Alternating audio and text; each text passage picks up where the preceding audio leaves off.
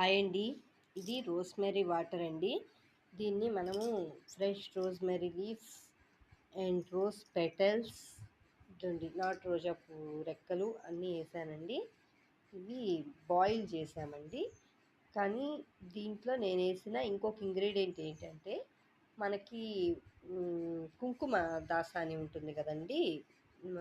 Single పెటలు అది తీసుకొని దాని పెటల్స్ కూడా ఏసానండి. ఏసినందువల్ల ఇది కొంచెం లిక్విడ్‌గా బాగా ఉందండి. కానీ నార్మల్‌గా కూడా రోజ్‌మెరీ లీవ్స్‌తో బానే ఉంటుందండి. ఇదిగోండి ఇది నేను బాటిల్‌లోకి ట్రాన్స్‌ఫర్ చేస్తానండి. ఈ బాటిల్‌లో పోసేస్తే మనం ఎప్పుడు కావాలంటే అప్పుడు రీయూజ్ చేసుకోవచ్చండి. చూస్తున్నారా? కొంచెం లైట్ రెడ్డిష్ కలర్‌లో ఉన్నాదండి.